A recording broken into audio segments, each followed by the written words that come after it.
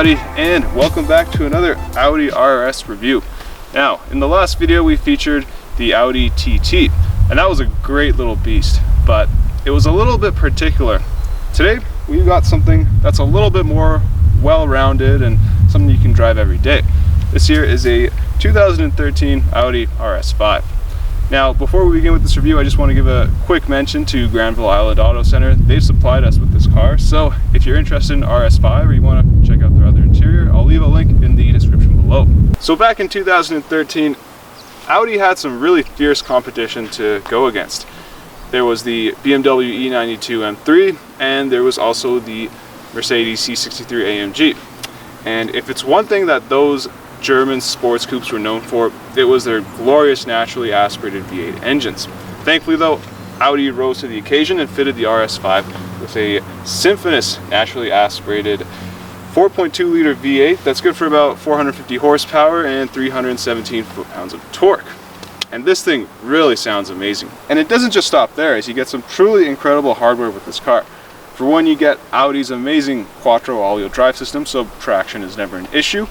And if you think this car might understeer because it's got a heavy V8 in the front and also all-wheel drive, Audi has thought of that as well, and they give you a sports differential. And finally, you get an amazing 7-speed dual clutch transmission. And well, if you're a purist and you might want this car in a manual, it doesn't come with a manual, but I think the dual clutch better fits this car. All right, Sam, well, thanks again for offering us this gorgeous Audi RS5 in Indus white. Ibis white? I don't know. Yeah, something like that. Yeah, it's a really interesting metallic white color. Anyways, before we get going with this review, this car has a lot of drive modes, right? It has the 4, individual, dynamic, auto, and comfort. Okay, I think for this review, we're just gonna leave it in dynamic, see what this car can do. Can you go into the Audi MMI and configure like the dampers, the steering, and the transmission? In individual mode, yeah. If you wanted to start it, we can. I guess you could do it now. So these are what you can configure. Ah, okay, I see. Okay, yeah, we're just gonna leave it in dynamic. I think the people in Ingolstadt know how to configure this car. Anyways, let's get it started. The diff's pretty incredible. Oh yeah. Then I think you have to press it again. And then dynamic's the only mode that the sport exhaust actually comes on. So the valve opens. Ah, okay. And we sure do need to hear that sport exhaust. Sounds really good on the downshifts. Alrighty. Yeah, so initial impressions with the interior, it is really well thought out. Yeah, it's beautiful. Very simple. Yeah, I think, this is the usual Audi business interior that you're gonna get. It's good materials, everything is ergonomic.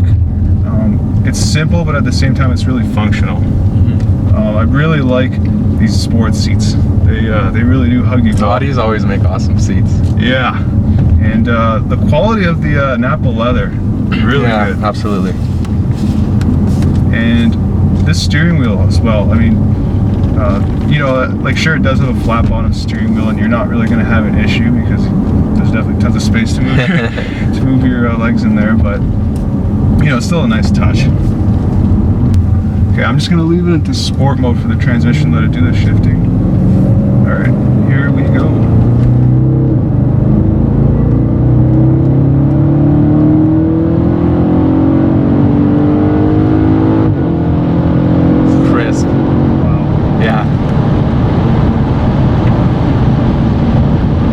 And at high RPMs, it's just like instant. Oh my god. Yeah. Yeah. So, like we said in the review before with the engine, it is a naturally aspirated V8, and it only has 317 foot-pounds of torque.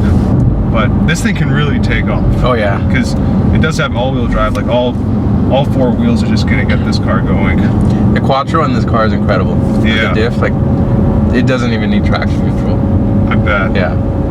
In fact, I kind of feel a little bit guilty now putting this car into manual mode back there because this engine can sing. We can try it again. Alright. Yeah, we're just going to turn around there and do another And you can just move it over, it's full manual now, you can just play with the paddles. Ah, perfect. Give me a little downshift here. Oh. It's nice, yeah. It definitely wants to downshift. Yeah, and like you mentioned earlier, when you leave it into sport mode, it is really eager to downshift. All right, here we go. There you go.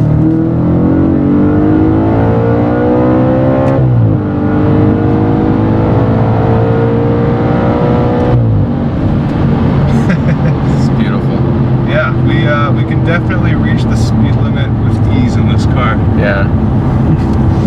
My goodness. You know, I want to put it into second gear, but I don't want to break the transmission. I don't think you can break it. It's pretty well built. Oh, I bet. One more time, here we go. Oh, I know. Goodness.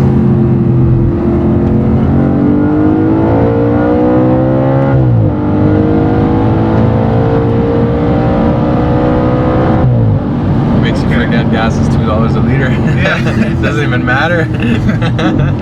Oh my god. No. This might have to be one of the most confidence-inspiring cars I've ever driven. Absolutely. The way it grips, the way it handles. Does it have electric steering? I believe so, yes. I honestly couldn't care if it did.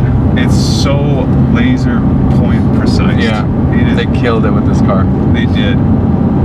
And another thing that's great is that it has all-wheel drive, so I imagine this thing can just be such a beast in the snow. For all year, yeah. Like this is compared with what the C63 and the M3. It's not niche.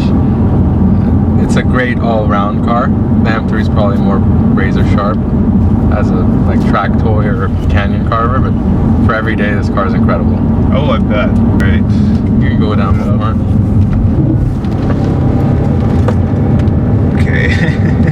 Like oh, it grips so well. There's no limit.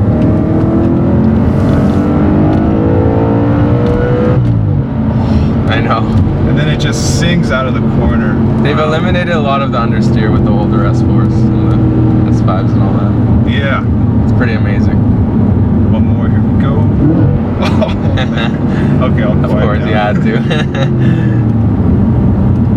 But yeah, anyways, going back to that corner though, like a lot of reviewers, they say that this car understeers when you get to the limit of grip. But you know, I'm a pretty novice driver. Like I'm not pushing this car by any means. And well, it's all-wheel drive. I mean, that's just the characteristic is to understeer.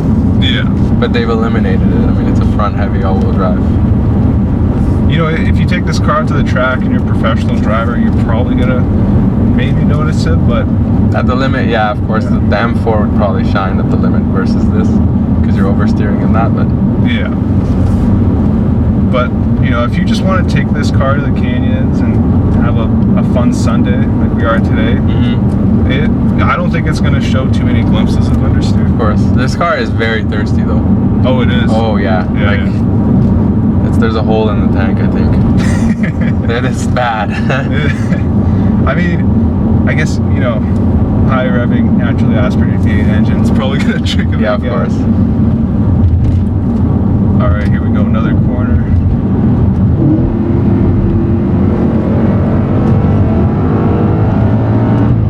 Oh, it really holds power well. Yeah, it loves to be revved.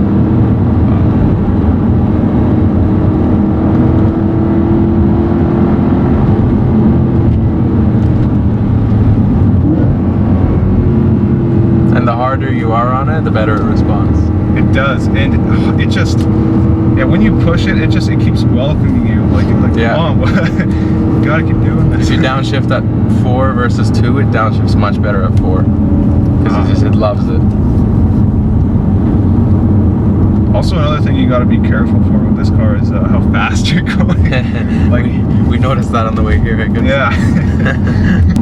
So I'm sorry, I need to do it one more time. Here, go ahead.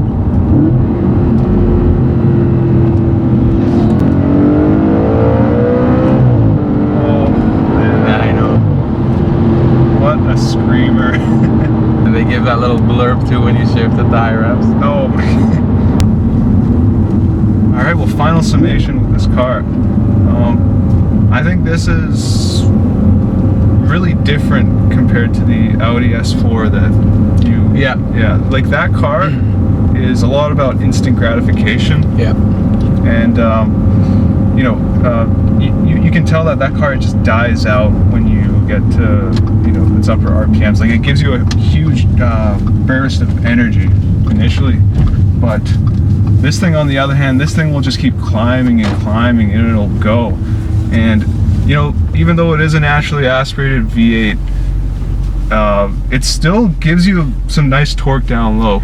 It's okay. The power plant in this car is borderline exotic, I'd say. It is, yeah. Yeah, final summation, really, this is such an amazing all-around car. It does everything well. It handles well, it's got an amazing engine, it's luxurious. It might be a little cramped back there, but you know, still, it's a two-seater coupe, and that's what it's really made for. I honestly can't think of a more well-rounded sports coupe than this car. Granted, I've never driven. Ooh, let me just back up. I think it's okay. Yeah. Anyways, granted, I've never driven like a BMW M3 coupe, but I'd imagine this is a little bit more capable. Different. I'd say that one handles better. Oh, it does. Okay. Hopefully, we'll get one soon and we'll review it. All right, Sam. Well, thank you once again. Problem. Thank you. And let's go review that Audi TT RS. Yeah, let's see how it is. Alrighty.